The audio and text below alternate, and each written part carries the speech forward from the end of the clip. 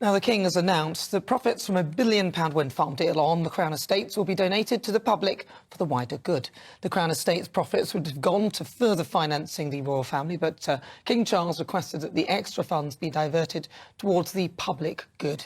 With me now is Rafe Heydel-Mankoo. He's a royal broadcaster and commentator. Rafe, talk to me about this then. It's very good of the King to do that, Rafe, isn't it?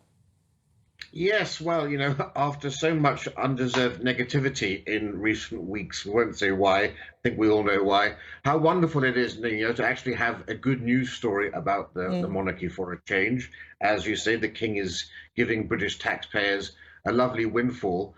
Anyone who's known the King as in his role as Prince of Wales will know how concerned he has been about improving the lives of people, and particularly now he's concerned about poverty and the cost of living crisis. We heard him speak about this in his Christmas message, but also in the first speech he gave upon acceding to the throne. He said that he wanted revenue from the Crown Estates to go for the benefit of all. But actions speak louder than words, and here we have, with this news, the King almost literally putting his money where his mouth is by refusing to, boost palace coffers and instead from wind farm profits, I should say, and instead direct those profits, be about £250 million potentially a year, to the nation, which will boost the treasury in the long term by billions with a B of pounds. And I think, it's very important now to actually show that the good work that the monarchy has done. We've seen really with Harry and Meghan all of the negative and the least positive aspects of privilege, narcissism, self-indulgence, selfishness and superficiality. And here we have the King showing the good work that the monarchy does in its best attributes: responsibility, duty, and launching initiatives to help the public, charitable causes, and really serving the nation. Sort of showing what the monarchy is there for, really, instead of self-indulgence, as you mentioned before. What do you think the impact has been on Harry's book Spare to the monarchy, in your view? Well, the worst thing that's happened, of course, despite in all of this period, is that it's happened just now, only 4 months after the death of the Queen, but importantly, less than 4 months now from the coronation, the most important ceremonial and constitutional event in our country for 70 years, but also a great moment for building national identity, for creating social cohesion as the nation and communities are supposed to come together in this great celebration of the coronation, of the monarchy, and of Britishness itself. And that's been overshadowed, it's been hijacked by Harry and Meghan and their selfish shenanigans. And I think that's a terrible thing to do to a new king who's desperately trying to reintroduce himself to the nation as king and also to the Commonwealth realms, to put his own stamp on the monarchy, as he's done now with this, and really show what a generous man he is and how truly concerned he is on a really real level with the nation. And all of that has been refocused onto Harry and Meghan. And I think it's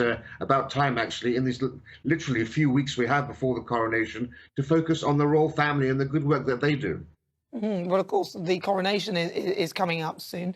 In terms of the damage with regard to that book Spare, people are still talking about this kill count that Harry talks about. The worry is, obviously, with things like the coronation coming up, that it sort of increases the security risk.